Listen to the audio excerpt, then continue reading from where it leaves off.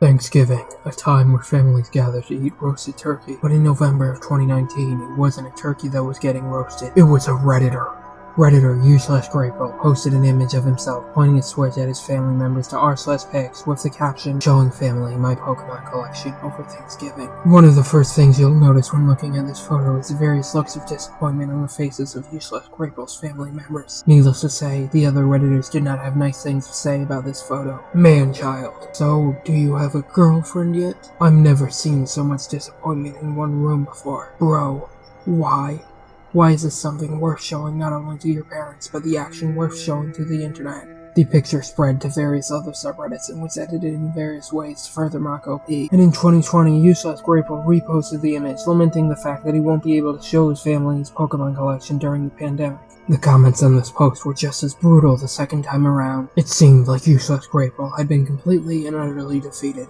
Except, not really. In fact, u/Grateful's post was actually bait the whole time. Let me just give you some background on the Reddit landscape first. Most subreddits, or at the very least most larger subreddits, are filled to the brim with low-effort posts. As such, it is incredibly easy for a bait post to slip through the cracks. One example was the incident in r/gaming where someone posted a picture of two PS4 games with a fake story about how said games are related to their friend who was fatally killed to death. There's also the very small and inconsequential detail of how this picture has a ball sack in it. So it should be no surprise that u/Grateful's post to r/pics was bait as well. The backstory behind it was that this guy in yellow saw the switch on a table and asked what it was. And while u/Grateful was showing him what it was, most of the people in the picture weren't actually paying attention and were instead looking at the football game. But unbeknownst to u/Grateful, his brother secretly took a picture of him and posted it to Instagram. When u/Grateful found out about this picture, he thought it was hilarious and decided to post it to r/pics with the funniest caption he could think of. And so when this post and the follow-up post received significant attention, u/Grateful got what he wanted, and to an even greater extent than he could ever hope for. He's even repeatedly mentioned that he found the reactions to his post to be an incredible source of entertainment. And I think the reactions to u/Grateful's post provide a fascinating look at cringe culture.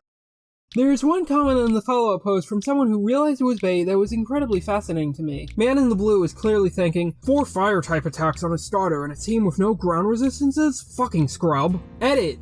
Also, I like how the entire comment section from your original post last year completely missed a joke, and it's filled with Redditors, who as we all know are renowned as the epitome of masculinity, calling you a pathetic man-child. In essence, the reactions to Grateful's post say more about the commenters than they do about Grateful himself. Grateful had unknowingly created the perfect counter, or mirror code. I have no clue if Reddit comments deal physical damage or special damage. Unpopular opinion and scorching hot take, cringe culture is bad. It's fundamentally punching down, it leads to targeted harassment of individuals, and it often ties into reactionary politics and general forms of bigotry like ableism and transphobia. In fact, the reaction to u/Grateful's post is pretty tame as far as cringe culture is concerned. But what this post reveals is that even at its lowest level, cringe culture can only exist based on its distortion of reality. You'd be surprised at the amount of images circulated in cringe culture spaces that are actually the result of people falling for bait or satire. Turns out that people who spend their lives going after people for the severe crime of being weird on the internet aren't exactly the brightest individuals. Instead of taking a second to think about whether his post is bait or not, a lot of people viewing u/Grateful's post went after an imaginary version of him. It's not about the truth, it's about having an excuse to punch down on someone. So, moral of the story, harassing people is bad, and you should probably take 1 second to fact check before typing something online.